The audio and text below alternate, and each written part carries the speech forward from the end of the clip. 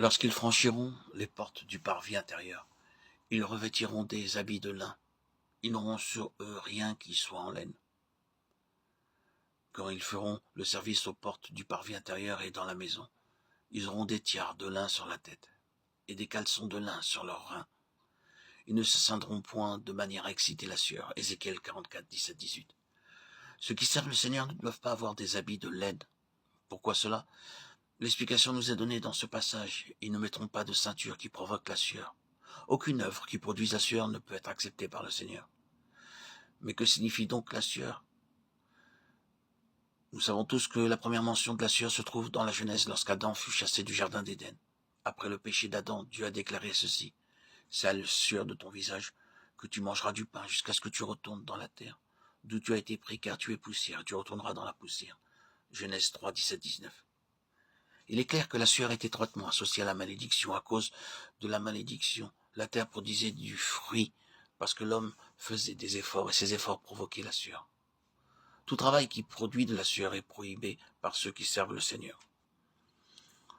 Cependant, aujourd'hui encore, quel déploiement d'énergie il y a dans son œuvre. Hélas, peu de chrétiens peuvent servir aujourd'hui sans produire de la sueur. Leur travail implique une planification rigoureuse et une certaine agitation. Il ne peut se réaliser sans le concours d'un zèle charnel. De nos jours, s'il n'y a pas de sueur, il n'y a pas d'œuvre. Avant de pouvoir travailler pour Dieu, on doit contacter beaucoup de gens, avoir des discussions, des mises au point et pour finir, avoir l'accord de certaines personnes pour pouvoir aller plus loin. Car attendre tranquillement devant le Seigneur pour recevoir ses instructions, c'est hors de question. Cependant, dans un travail spirituel, le seul facteur que l'on doit prendre en compte, c'est Dieu. L'unique personne que l'on doit contacter, c'est Dieu. Oh, la valeur d'une œuvre spirituelle, c'est qu'elle procède de Dieu. Et comme elle dépend de lui, l'œuvre se fait. Et c'est un travail qui ne produit pas de sueur.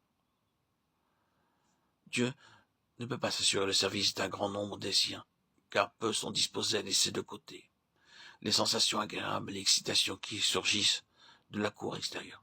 Ils ont un réel penchant naturel pour servir les autres. Mais qu'en est-il de nous?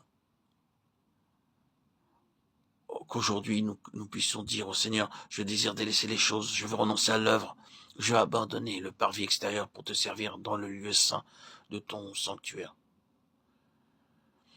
Car si tout votre travail se limite à satisfaire les besoins des hommes, vous pouvez en déduire que vous servez l'homme et non pas Dieu. Je ne déprécie pas le travail qui consiste à offrir des sacrifices sur l'autel. C'est une œuvre pour Dieu, et quelqu'un doit la faire, mais Dieu veut quelque chose qui aille au-delà. Dieu a choisi les fils de Tsadok parmi les Lévites pour le servir de cette manière, car il n'a pas pu disposer de tous les Lévites pour ce service particulier. Pourquoi a-t-il donc sélectionné les fils de Tsadok? Parce que lorsque les enfants d'Israël se sont égarés loin de lui, ils ont reconnu que le parvis était irrémédiablement corrompu. Ils n'ont pas essayé de le préserver, mais ils ont tout fait pour sauvegarder le caractère du lieu très saint.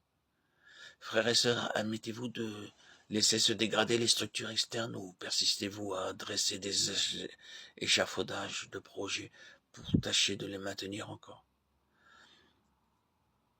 C'est le lieu saint que Dieu veut préserver, un espace entièrement mis à part pour lui, un domaine où le standard est absolu. Oh, je vous le demande, devant Dieu, soyez attentifs à son appel, pour délaisser le parvis, afin de vous consacrer à son service dans le lieu saint.